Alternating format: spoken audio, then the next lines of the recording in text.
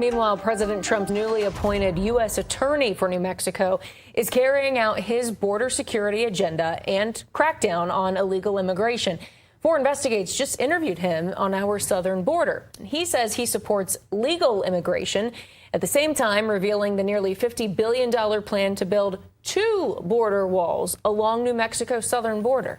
As for those masked ICE agents, he says that is simply out of his control. Our foreign investigator Ryan Ellison joins us now. So, Ryan, you pressed the U.S. attorney on that issue regarding masked ICE agents in Albuquerque.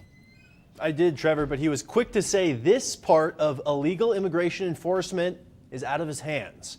Ryan Ellison, New Mexico's U.S. attorney, had spent the last 7 years prosecuting illegal immigration cases out of Las Cruces. Those cases are called Title VIII offenses, or that's the criminal charge associated with getting caught crossing the border illegally.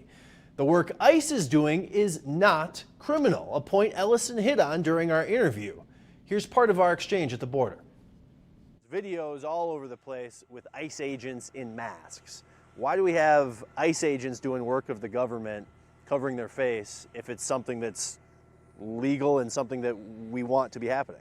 Yeah, that enforcement is civil immigration enforcement. That's not within the wheelhouse of the Department of Justice. That is an entity of the Department of Homeland Security. And so, the way that they handle that is something that I don't have any control over. The law enforcement is the longest tentacle of the government coming into people's lives. And we want them to be doing their jobs when it's done right, but it always made me uncomfortable to see it done in secrecy. But I will say, with respect to the ICE agents, I think the reason that they were covering their face is that they were facing threats themselves. People trying to take video, identify them, identify their families, doxing, that sort of thing. So 2 things there. One, this process with civil immigration enforcement is far less transparent than our criminal justice system. And 2, we pointed out that federal agents like ICE agents, even federal employees like postal workers, they have greater legal protections than average citizens if they were ever to be attacked. Ellison agreed with that, but reiterated that ICE is under Homeland Security's umbrella, not the Department of Justice. Our full story with the U.S. attorney and how the changing priorities in his office and his plans to tackle violent crime in the metro is something we're working on for tomorrow. That Foreign Investigates story is going to air Tuesday at 10 p.m. Guys?